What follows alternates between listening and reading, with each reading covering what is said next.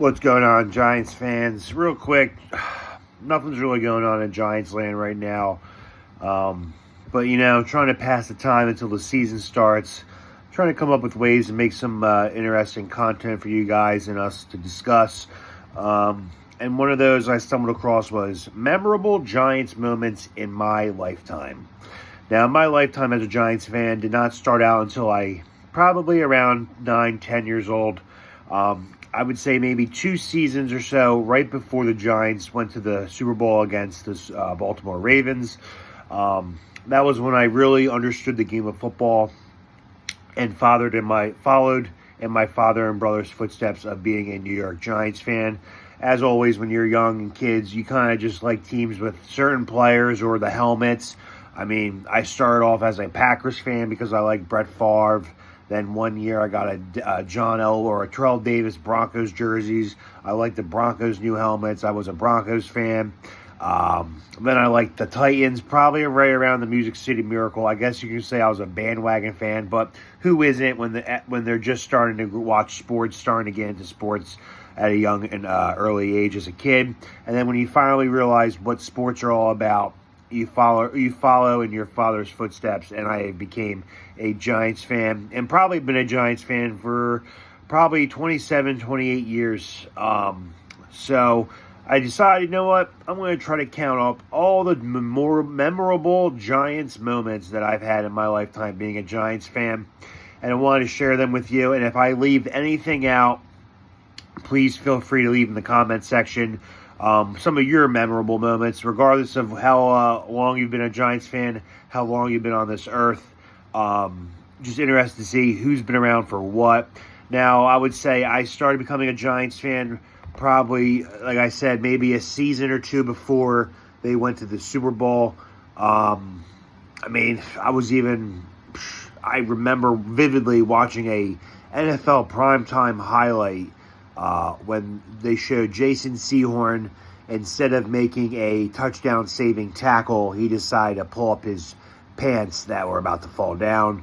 And then I was really heavy into the thick of things when the Giants beat the Eagles in the divisional round.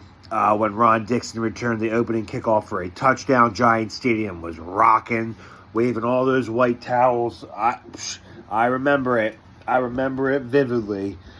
Ron Dixon was a beast that year. Also returned the opening kick in the Super Bowl against the Ravens. But let's just go down my list. And again, you can add your list as well. And I would love to just talk memorable moments. No in particular order, but I did number 1 and 2. Obviously, my lone 2 Super Bowl championships. Super Bowl 42 win over the imperfect New England Patriots. And then again, 4 years later, Super Bowl 46 win over Tom Brady again. I have the NFC Championship win over the 49ers and Alex Smith in overtime. Jaquan Williams causing the fumble on Kyle Williams. And then Lawrence Tynes kicking us back to the Super Bowl. Then I have the NFC title game win over Brett Favre and the Packers. Corey Webster picked off Brett Favre in the coldest game at Lambeau to date that day. And then once again, Lawrence Tynes kicking the Giants into the Super Bowl.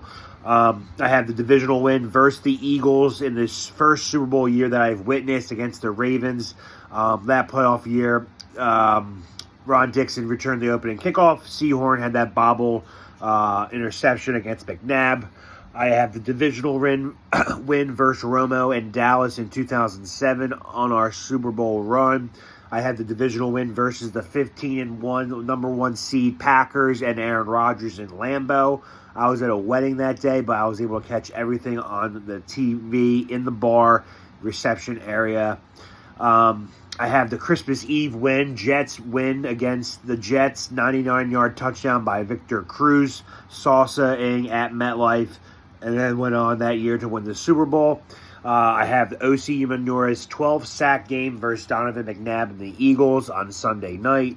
I have the win versus the Panthers in 2009 for home field advantage. Earth, Wind, and Fire, the year the Giants had 2 1,000-yard rushers. Losing Plaxico earlier that season with a shot bullet in the leg did not help. Without that, if he never shot himself, fully guaranteed that we were going to repeat that year as champs. I have the home opener at Jerry World in Dallas. Eli Manning beats the Cowboys and also signs the locker room wall. Giants rout Seahawks 44-6 in Seattle in 2009. Steve Smith, former USC wide receiver, going up against his old ball coach at Pete Carroll. And then Steve Smith just dazzled his Pro Bowl year that year. Next, I have Eli Manning's comeback win versus the Broncos. This was probably early Eli years, 2004 maybe. We weren't very good this game, but I remember like it was yesterday. It was awesome. Strahan was seen on the sidelines jumping up and down on the metal bench. Eli Manning found Toomer in the back of the end zone for the game-winning touchdown against the Broncos. And that just solidified Eli as an early clutch player. Let's see. I also have the Eli Manning overtime win versus the Eagles with Plaxico game-winning touchdown catch in the end zone.